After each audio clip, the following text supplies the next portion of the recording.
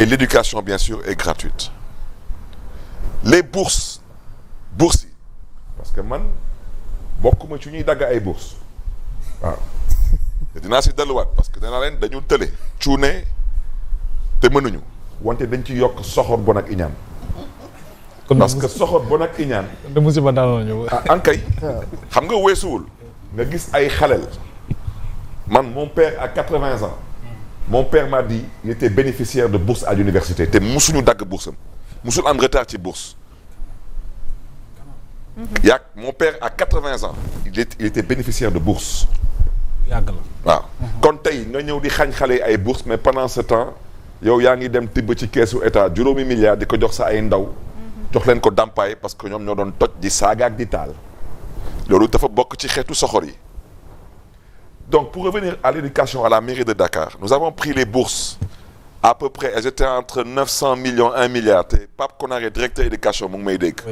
On les a amenés à 4 milliards 7 amul benn doomu Dakar bu ma mës a bindal bataaxal ne ma maire damaa bëgg a dem jàngi aw ma lu may dem jàngi ma lay gàntu waa IAM ñu ngi may dégg waa SIBDECO ngi may dégg waa ISM ngi may dégg j'ai payé des études à tous les gosses de Dakar dans les écoles les plus chères de Dakar y compris même des gosses qui n'habitaient pas Dakar qui venaient chercher des certificats de résidence.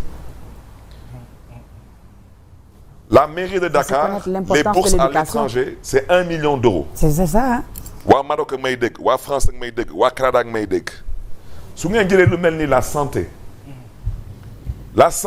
nous avons doté Abass Ndao d'une IRM à 1 milliard ambulance yi ñu ngi ñëw tous les centres de santé de Dakar auront tous des ambulances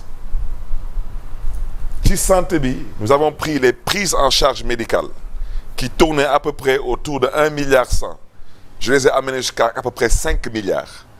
Les directeurs des hôpitaux de Principal, CTO, FAN, UH ñëpp a ngi may dégg da nga doon ñëw hôpital pour faju amoo looy faju ñu ne la demal mairie Dakar nga bind maire de Dakar ñëpp a ngi may dégg musuma gàntu kenn. dëgg la. te musuma taxaw di xool ku ànd ak man ak ku àndul ak man bon biig rek maa ngi gis benn soxna la ci télé bi mu ne waaw ñun de ñu ngi joxe ay xaalis di ko jaarale xaw ma ci ban ministère de la femme je crois mu ne Dakar joxe nañ lii Kër Massar joxe nañ lii wante ku bokkul ci ñun mooy waa boor bee doo ci jot. waaw si vous voulez.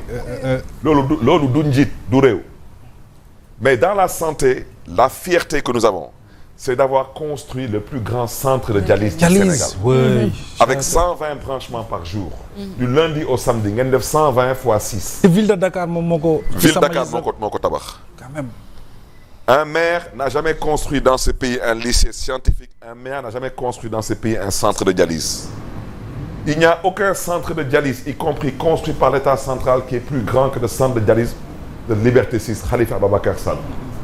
te ba ma koy tabax.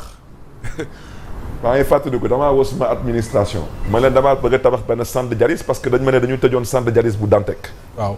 ñu ne ma waa Dakar ñu ngi dem ba Touba pour def ay dialyse.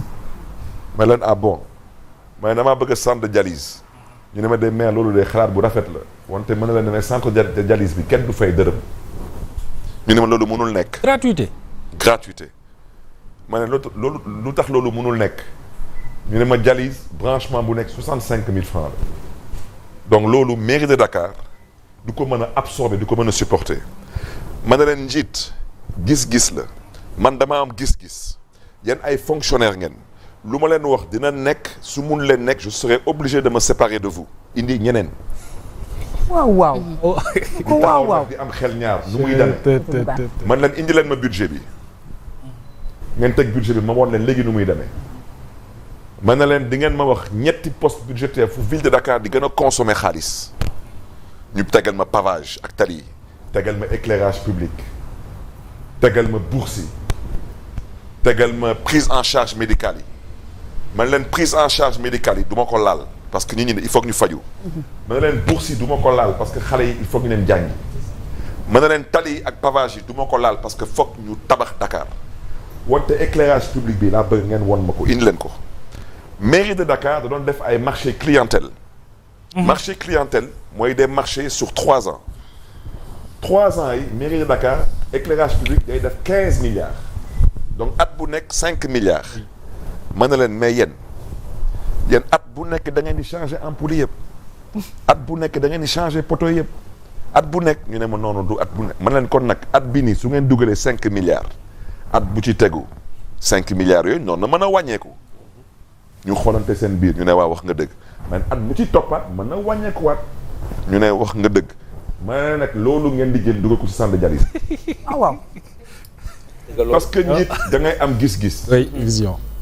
Mairie de Dakar tey Dakar c'est la ville la plus éclairée d'Afrique de l'Ouest y compris même ba ci Abidjan bi il y a plus de 25 000 points lumineux dans Dakar Dakar est éclairé ma ne leen mais ces efforts-là on les a consentis sur les années vous ne pouvez pas chaque année ngeen ñëw indil ma 5 milliards moom ngeen voté nangu naa ko wante mënul nekk chaque année ngeen consommer même chose foofu la ñu tibbee pour construire le centre de dialyse et supporter les dialyses de la ville de Dakar moo tax ma ne leen su ngeen gisee njiit mu taxaw yow dañ laa sas pour nga indi ay solution ngay taxaw rek di ñaxtu loolu du njiit da ngay am gis-gis te lu mel ni santé lu tax mu am solo parce que mon rêve et je le dis et je le répète et je vais le prouver le moment venu suñ ci eggee Barthélémy Diaz président de la République du Sénégal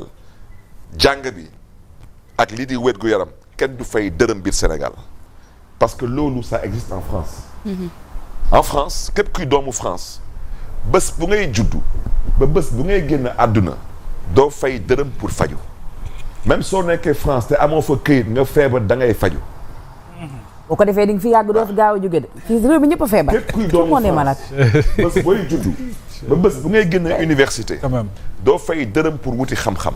c'est vrai. et mën na nekk ci faisabilité mais mën na nekk parce que ku nekk ak lan mooy sa priorité. ñu fi nekk par exemple ñoom seen priorité du jox xale yi ay bourse pour ñu dem université ñoom seen priorité mooy jox juróomi milliards seen ndaw ñi parce que ñu doon toj di saaga ak di taal jox leen ko dàmpaay. biig rek yéen a ngi dégg soxna si mu ne ñoom dañuy joxe ay milliards ku bokk ci boor bee bokk ci ñoom da ngay jot ci financement yi. ñoom seen priorité mooy as tuut lu fi président Macky Sall bàyyi woon ci ndimbal lu mel ni ay bourse de sécurité familiale ñu dagg ko wante dinañ dem jëndal seen député ay oto 50 millions mooy seen priorité. ñoom seen priorité soxna yi ñu ngi nii toog macha allah lan moo wàññeeku ci réew mi ceeb wàññeeku na. déedéet. diwlin. gaz. lépp a seer. mburu wante pendant ce moment-là ñoom seen priorité mooy di wëndeelu ak di tambambaalu en jet privé ak di dëkkaloo gor yi fu ñu dëkkul ak di dëkk di wax ay wax yu dëppwul ak dëgg parce que le pays va mal le Sénégal est malade il est malade te feebaru Sénégal amul tur feebaru Sénégal daanaka yéen da ngeen am ñaari nit ñu doon wëndeelu ci réew mi kenn ki mooy Tom keneen ki mooy Jerry waaw ngeen fal Tom wante Tom dañ ko ne Tom toogal te waat na ñu ne ko toogal ba tey dafa am xel ñaar il n'est pas trop sûr que c'est lui qu'on a élu ñu ne ko toogal temps yi nag maa ngi koy gis muy xaw a jëngu ne day xaw a catu ma ne ko affaire yi du ay catu da ngay toog comme Tom moom bëggul toog Jerry nag Jerry moom kenn falu ko ndeysaan yàlla na ko yàlla may xol